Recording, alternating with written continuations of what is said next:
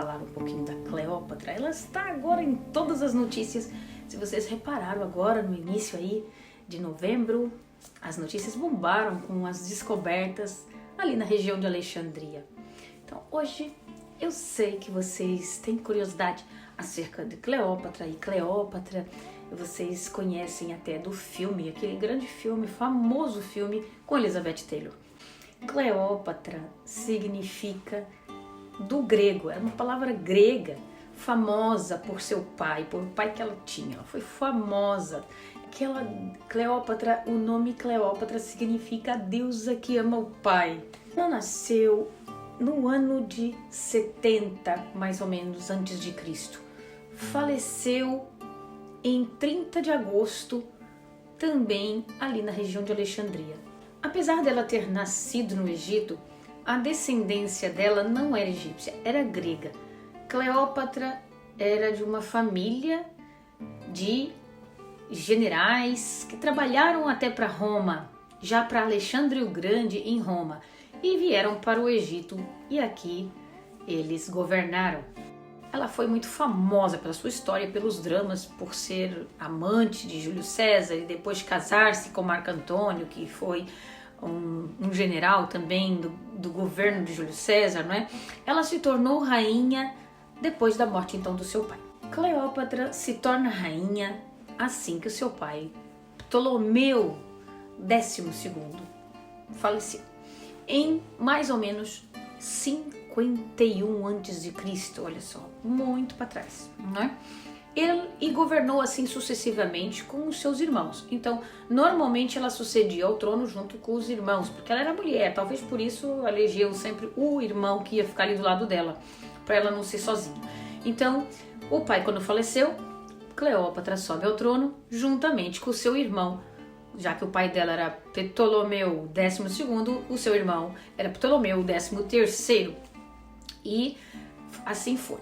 Vocês vão ver que depois, mais tarde na história, quando Ptolomeu XIII morre, ela casa-se com o outro irmão, que também era Ptolomeu XIV. E assim vai.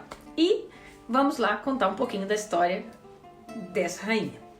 Então ela reinou por quase 3 décadas, ou seja, uns 30 anos ali no poder, porque ela subiu ao pódio muito nova. Ela tinha apenas 18 anos e o seu irmão tinha uns 10. Então, como eu disse, ela fazia parte de uma dinastia de governantes macedônios fundada pelos Ptolomeus. Seu pai era um Ptolomeu.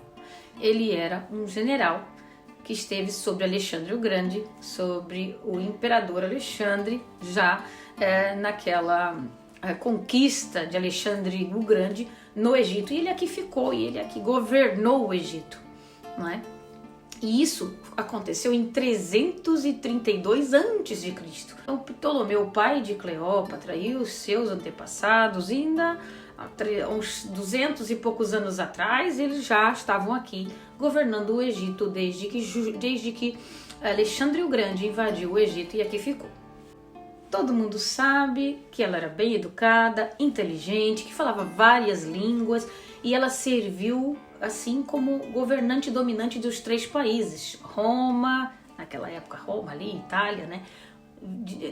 Dali daquela época, de Roma, Grécia e Egito. Então ela ficou assim, ó, governando praticamente ali, conjuntamente com outros, os 3 países, porque ela dominava as línguas de todos os países, inclusive a língua egípcia.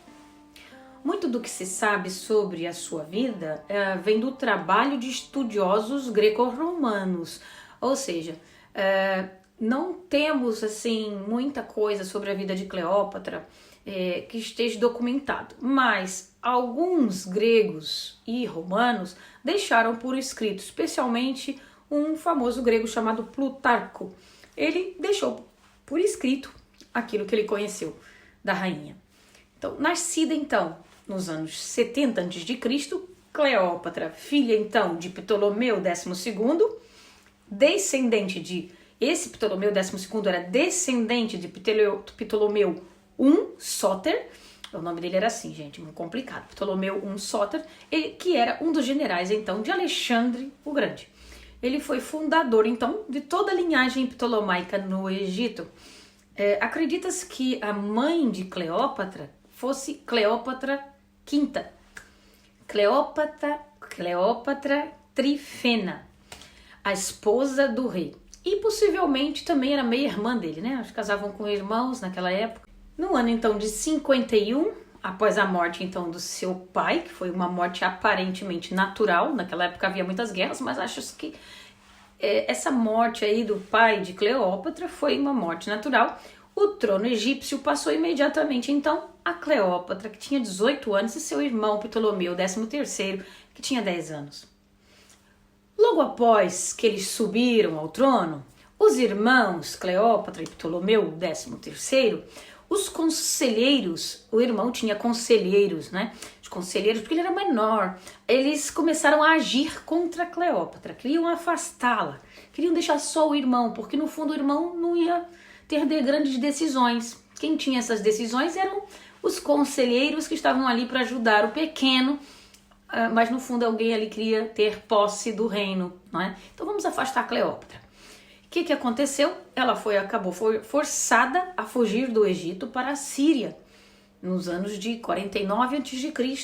Ela formou então um exército de mercenários ali pela Síria, e ela voltou no ano seguinte para enfrentar as forças do seu irmão. Que coitado do irmão. Apesar dele não mandar muito, porque ele era pequeno, Cleópatra vai em cima do irmão e das forças que estavam à volta do irmão. Então o irmão vai ter que pagar também.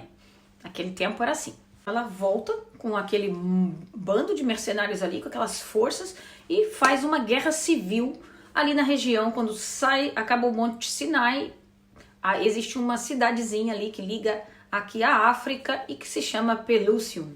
Ela é na fronteira oriental do Egito. Então começa ali uma grande batalha entre os egípcios do comando do seu irmão e Cleópatra com a sua equipe, que ela formou assim de qualquer maneira, mas vamos lá, vamos ganhar essa. Bem, Cleópatra conseguiu afastar lá os poderosos, seu irmão ainda foi poupado aí um pouco, e depois disso tudo aí, havia um general romano chamado Pompeu, que estava no Egito, e Ptolomeu, 13º, acabou fazendo uma emboscada ali para que Pompeu saísse de cena e tiraram a sua vida. Aí Ptolomeu, 13º, devia estar com uns 15, né? Saudou a chegada do rival de Pompeu. Pompeu morre, foi assassinado, não é? Mas Júlio César chega a Alexandria, chega para substituir Pompeu. E Ptolomeu lá fez as honras da casa. Oi, tudo bem? Vamos deixar ele entrar. A fim de ajuda na causa da Cleópatra, porque ela queria de qualquer forma controlar o reino. Ela já não ia muito com a cara ali daqueles que estavam à volta do seu irmão. E seu irmão acabou crescendo também a vontade de dominar. Cleópatra vai buscar o apoio de Júlio César. Ela viu um novo aliado ali. Ele chegou, ele é o novo general que veio lá de Roma, supostamente entrando clandestinamente no Palácio Real. Assim é contado que Cleópatra vai lá conversar com Júlio César para defender o seu caso com ele. Da sua parte, César precisava financiar o seu próprio retorno ao poder em Roma. César estava aqui, precisava trabalhar aqui por causa que o governo mandou ele agir no Egito, mas ao mesmo tempo ele queria financiamento para o seu retorno e queria ter poderes em Roma. E ele precisava que o Egito pagasse dívidas que foram contraídas já na época lá do pai da Cleópatra. Então ele fez um acordo com a Cleópatra. Você quer tanto e eu também quero tanto. Então após 4 meses de guerra, houve 4 meses de guerra entre César, que tinha pouco exército ainda, e Ptolomeu, 13º. Quando chegaram reforços de Roma, Roma mandou mais reforços para ajudar Júlio César a vencer a batalha contra Ptolomeu. Ptolomeu acabou ficando encurralado e ele foi forçado a fugir de Alexandria. E acredita-se que ele tenha se afogado no rio Nilo. Por isso é que se fala também que Cleópatra ajudou a que o irmão fosse banido da terra. Né? Para nós não dizermos aqui as palavras que o YouTube nos corta, então vamos falar assim. Foi banido da terra, um pouquinho pela influência da própria irmã. Entrando em Alexandria, como um conquistador, César restaurou o trono para Cleópatra e seu irmão mais novo. Ptolomeu XIV, ele tinha 13 anos só. O que acontece é que Cleópatra casa-se com esse outro irmão também por causa de manter o reino unido. César permanece no Egito porque eles fizeram um acordo. Lembram lá? César precisava que Cleópatra continuasse pagando aquilo que o pai dela ainda chegou a dever a Roma, e assim César também teve a ajuda da Cleópatra para vencer essa batalha contra o próprio irmão. E ele desaparece, segundo consta, talvez no Rio Nilo. Então Cleópatra volta, não é, com a força toda ali e acaba tendo um caso ali também com Júlio César. César permanece então no Egito com Cleópatra por um tempo. Eles ficam amantes e por volta do ano ali de 47 a.C. ela dá à luz a um filho, onde ela coloca o nome de Ptolomeu César. E se caso viesse ao poder, seria Ptolomeu César XV. Acreditava-se que ele era realmente filho de César.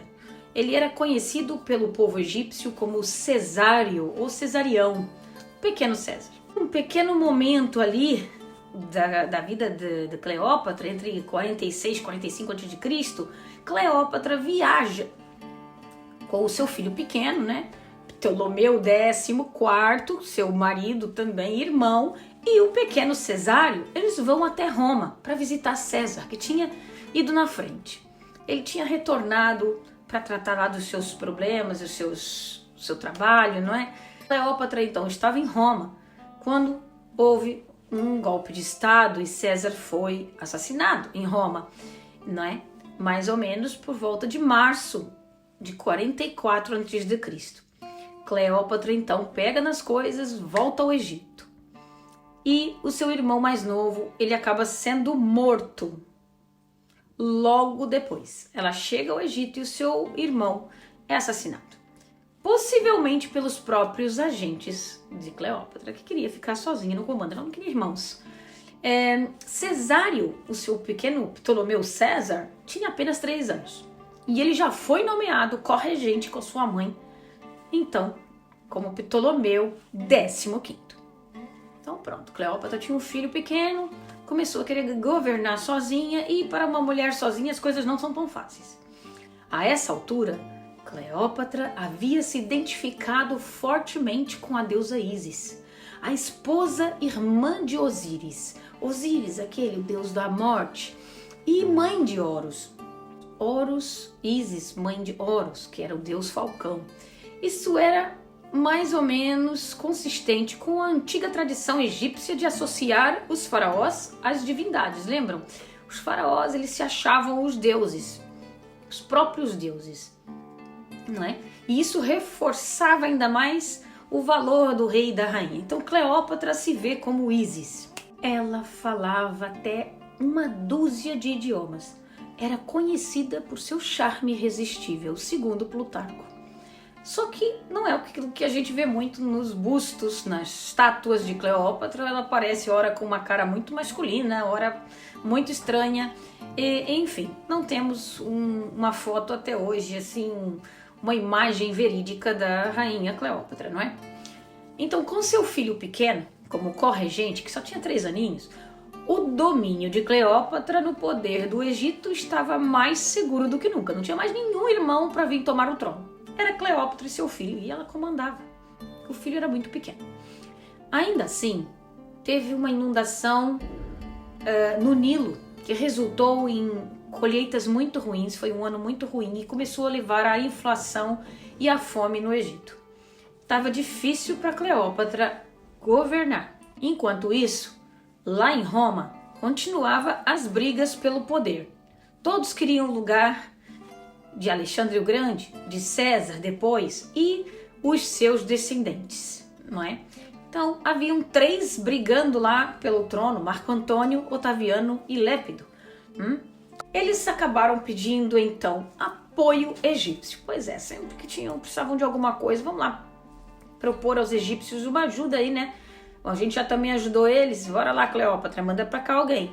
Então, houve uma pequena paralisação ali até resolverem isso tudo. Cleópatra envia várias legiões de armamento romano que ficou no Egito estacionado desde que Júlio César estava aqui governando. Foram deixados aqui várias coisas e ela pegou naquilo e disse assim: é de Roma, então volta lá, vamos lá, mandar isso tudo para casa para ajudar na guerra interna que eles estão fazendo lá. Então, em 42 a.C., após derrotar então as forças lá contra o governo de Júlio César e Otaviano, eles acabaram ganhando então essas batalhas, uma famosa batalha chamada Batalha de Filipos. Marco Antônio e Otaviano resolveram dividir o poder em Roma. Depois de uma derrota humilhante em Pártia, acaba voltando para o Egito e Cleópatra. Ele volta para Cleópatra. Pois é, porque ele era casado lá em Roma. Os homens naquela época tinham outros casamentos também. Então, depois de uma derrota humilhante lá para os lados de Roma, Marco Antônio, ele rejeitou a ajuda da sua esposa que tinha em Roma. Ele resolveu partir de Roma, vir para o Egito e para perto de Cleópatra. E fez uma celebração pública em 34 a.C., conhecida como Doações de Alexandria. O que ele fez? Marco Antônio chega e declara Cesário, ou Ptolomeu César, o filhinho de Cleópatra com César, como filho legítimo de César e herdeiro legítimo. E isso aí, né, aconteceu que o pessoal de Roma não gostou muito. E ele ainda deu terras a cada um dos seus filhos com Cleópatra, porque ele depois teve filhos com Cleópatra. E o que acontece é que ele foi distribuindo assim algumas terras, tanto de Roma, que o pessoal não gostou. Achou assim, não, peraí, não, ele tá lá no outro lado do mundo, com uma pessoa que não é romana e tá doando lá, não, essa criança vai ser herdeiro, então não, peraí, isso aí não tá cheirando muito bem. O pessoal de Roma começou a dizer, Marco Antônio está inteiramente sob o controle de Cleópatra, ela tá dominando ele. E abandonaria Roma numa ruína, não é? Que ele iria fundar outra capital no Egito. Então é assim, eles queriam juntar os reinos, mas ao mesmo tempo queriam um só governar. E eles começaram a ver Marco Antônio já separando os reinos. Agora vamos fazer um reino aqui no Egito. Então no final de 32 a.C., o Senado romano ele começou a fazer privações a Marco Antônio de todos os seus títulos. E Otaviano, que estava lá em Roma, declarou guerra a Cleópatra. Em 2 de setembro de 31 a.C., as forças de Otaviano chegam ao Egito, derrotam profundamente as de Marco Antônio e Cleópatra na Batalha de Actium. Os navios de Cleópatra abandonaram a batalha, fugiram para o Egito. Marco Antônio conseguiu logo fugir e seguiu Cleópatra com alguns navios de volta ao Egito, porque isso era tudo no mar, né, gente? Então, com Alexandria sob ataque das forças de Otaviano, Marco Antônio ouviu o boato de que Cleópatra teria cometido suicídio. Ele caiu sobre a sua espada. Ele ficou tão desgostoso que dizem que ele se matou também sobre a sua espada assim que chegou essa notícia, mas o boato era falso. Em 12 de agosto de 30 a.C., depois de sepultar Marco Antônio e se encontrar com o vitorioso Otaviano, Cleópatra se tranca em seu quarto com 2 de suas servas. A maneira como Cleópatra faleceu é incerto, mas segundo Plutarco e outros escritores, avançaram na teoria de que ela usou uma cobra, um símbolo da realeza divina, para cometer então esse ato aos 39 anos de idade. De acordo com os seus desejos, o corpo de Cleópatra foi enterrado com Marco Antônio. Deixaram então tudo à conta de Otaviano, que comemorou a sua conquista do Egito e o seu poder em Roma. Nos dias entre a morte de Cleópatra e a entrega do Egito formalmente para Otaviano governar, o filho de Cleópatra tinha 16 anos. Ptolomeu Cesário seria oficialmente o único governante. Ele não tinha como tomar o poder do pessoal de Roma.